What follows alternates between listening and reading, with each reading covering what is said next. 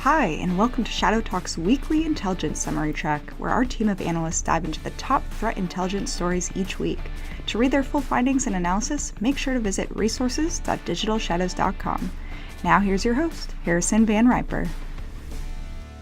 Hey everybody, we're back again with another weekly intelligence summary update, episode 4. With me this week is Alex Guirakhoo, officially the most tenured guest for the show. Hello.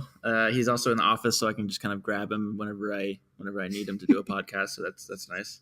What's up? How are you? How's Zuko? Good. So the weather hasn't been too amazing here, so he hasn't been able to get as much exercise as he wants. But we're hoping to take him out to the dog park today after work. Yeah. So Zuko is Alex's Shiba Inu puppy, and he's very bitey. Yeah, he's about 6 months old, so he's still in that bitey phase that we love so much. So then also joining us this week is Jamie Collier, or the Collier Jam on Twitter. Jamie, how is Gino doing? He's good. He had his first walk in the snow today, although sadly here in the London office, it's supposed to be snowing in London, just kind of quite grey and rainy, so a bit sad about that. That's a bummer. Yeah. And so what kind of dog is Gino again? Because I only just remember him as Spaghetti, because we always call him Bolognese. Well, he's a Bolognese, which isn't to be confused with Bolognese, but I can understand how someone such as yourself could make that mistake. Yeah, no. So yeah, I mean, just Spaghetti. I mean, it's just, it works. Spaghetti dog.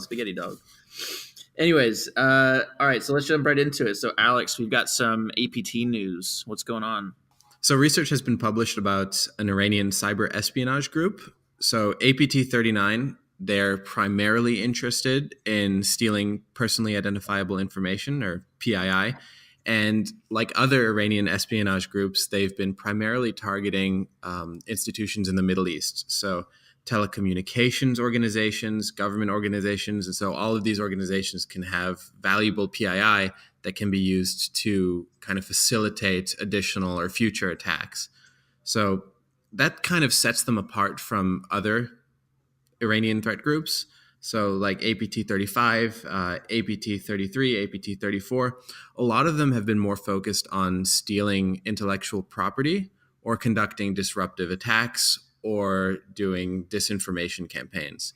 So it's really interesting because they've been targeting these organizations, and some of this PII that can relate to client lists, employee details, all of those can be super, super useful. And what's interesting about this group is that some of this activity was previously attributed to the Chafer threat group. And so researchers kind of noted that there was this overlap in saying that with a pretty high level of certainty that these two groups are one and the same. And it's always interesting when you look back at some previous activity that you've had tracked or that's being tracked by multiple security vendors and compare and contrast and see to what extent and to what level of confidence you can say that these groups are one and the same. So it's interesting that you mentioned, APT-34, which is commonly kind of known as oil rig. That is what sets this group apart, is that they're not really conducting destructive attacks. That's what comes to mind when I think of oil rig. So in addition to the Middle East, what other countries has this group been observed targeting? So even though they've primarily targeted Middle Eastern organizations, primarily in countries like the UAE and Saudi Arabia, attacks have also been identified in places like Spain, South Korea, and the US. So generally, Western or Western-aligned countries have been primary targets. There's also an interesting question on why Iran has so many now different threat actors that are targeting kind of similar sectors, similar regions. This could be because they're building in this kind of sophistication and they're building different hubs of expertise, and that's why you've got threat actors now targeting specific sort of things such as PII. It might also be different parts of the Iranian government building up different kind of threat actors, but at the moment we just really don't know.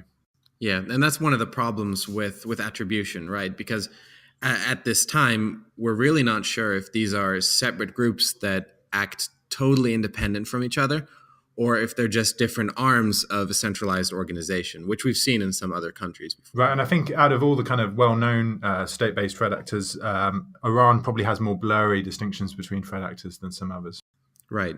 And they all use fairly similar tactics. I mean, one thing that we've noted between some of these threat groups is that they use a mixture of custom malware in addition to these publicly available tools that aren't inherently malicious.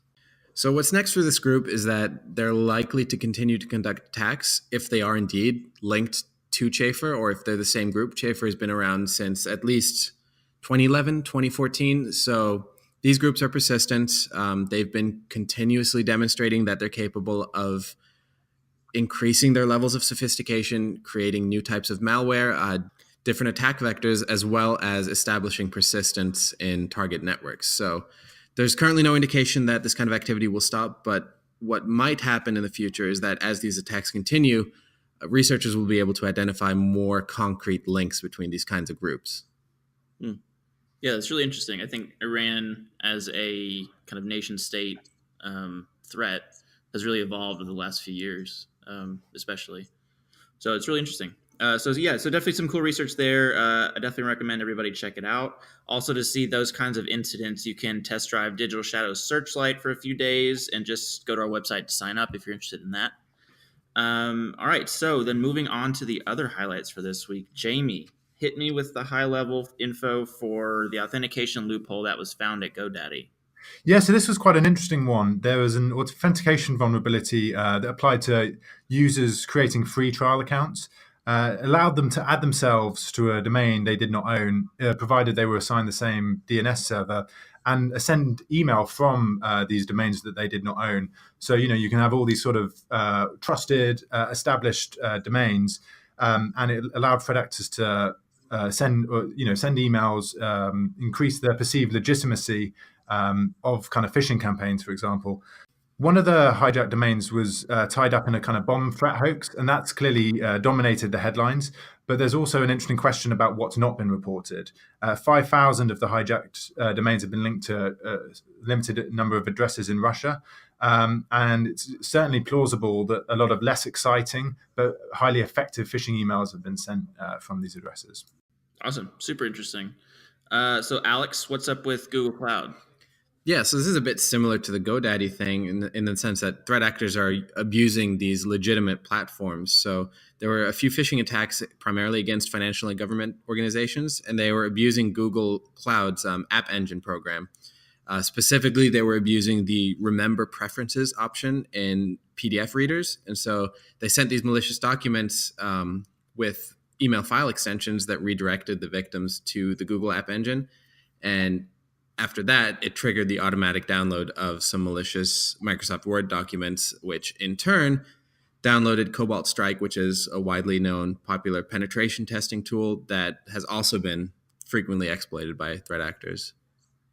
Dreaded Cobalt Strike. The dreaded Cobalt Strike. Strikes again. All right. So that's what happened with Google. Jamie, bring it home for me. We saw some new malvertising targeting Apple users. Yeah, exactly. So this was a campaign that occurred in mid-January, but around 5 million emails sent out each day targeting Mac users, as you said. Used some quite interesting steganography techniques. Used HTML5 to create a canvas object. This is kind of typically used to render or enhance a kind of graphic in an image. But the data in that canvas object processed into a string, and that formed the malicious code that was used to infect users with the Schleyer Trojan that was used to install adware. So kind of seen steganography become more prominent recently. It kind of really just reaffirms that criminals are going to continue evolving and also thinking creatively. That's awesome. I love steganography. I think it's so cool. I don't really completely understand exactly how they do it, but it's very cool. All right, so looking ahead, I'm going to stick with you, Jamie. What can we expect over the next couple of weeks? So there are two big stories I think that are worth tracking. The first is the political crisis in Venezuela. Still not quite sure where that leadership contest is going. And I think what we're going to see on the back of all the unrest is hacktivist activity targeting probably both sides. Previously seen Op Venezuela, the kind of hacktivist campaign, become prominent and likely to continue going into the next week. Secondly, still a lot of controversy about Huawei in the United States. Clearly also tensions there between Huawei and Canada. Not entirely clear where this is going to go at the moment, but certainly plausible that the Chinese government is going to start to respond to some of this unrest. Yeah, for sure. Good stuff. So shameless self-plug for me. I did an interview with Alex Johnson at NBC this week about the Huawei situation and what it could mean for technology like 5G moving forward. So we'll link that in the show notes if anybody's interested in that.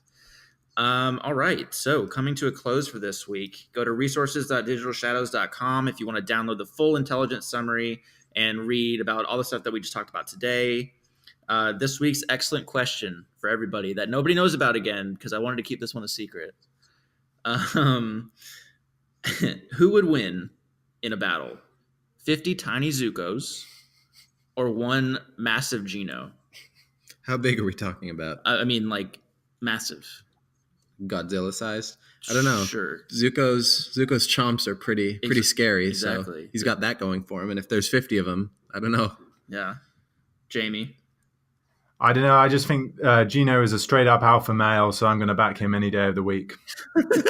Good answer. Yeah, that's a pretty good answer. I think that fits. So I think it'd be a vicious battle, but I wouldn't want to be there because I think I'd be too sad about whoever won, because then it's like 50 Zucos are gone.